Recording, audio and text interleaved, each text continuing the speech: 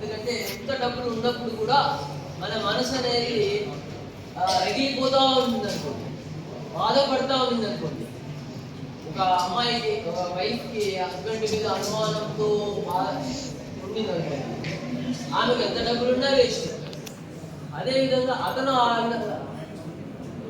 చేస్తే కూడా అతనికి కూడా వేస్ట్. సో క్లైమేట్ ఎంతున్నా బాగున్నా వేస్ట్, బుర్జు ఖలీఫాలో ఉన్నా వేస్ట్, అంబానీ హౌస్ లో ఉన్నా వేస్ట్. సో మనసు అనేది ఎంత వీలైతే అంత మనసు చల్లగా కొంచెం వీలైనంత ప్రశాంతంగా పెట్టుకొని we have to finish our day with less as minimum bad things in our mind, as minimum bad things in our mind, so that you are winner of it.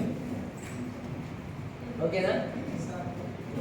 ఎంత వీలైతే అంత మనము ఎవరైనా మనం ఆటని కొట్టాల్సిన అవసరం ఉంటుంది. అతన్ని కొట్టాలని మనతో చెప్తే కూడా అది కాల్స్ డ్యామేజ్ కాల్స్. అందుకే తన కోపమే తన శత్రువు ఇలాంటివన్నీ చెప్తా ఉంటారు కదా. There is science. ఈ ఆటం బాంబ్స్ అనేది రిలీజ్ అవుతాయి మనం ఎవరినో కొట్టే ముందర. సో ఇది మన పొలిటీషియన్స్ కావచ్చు, వీళ్ళంతా అంటే 90%, 10% కాకపోవచ్చు. కేజ్రీవాల్ లాంటి వాళ్ళు సూపర్ లీడర్స్ ఉన్నారు. 90% డబ్బులంతా సంపాదించి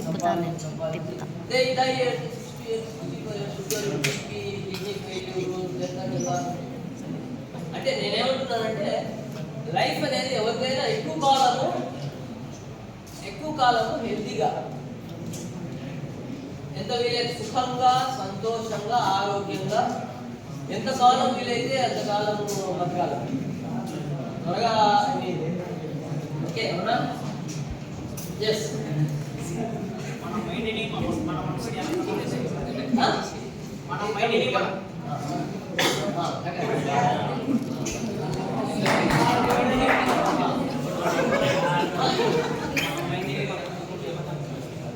అదే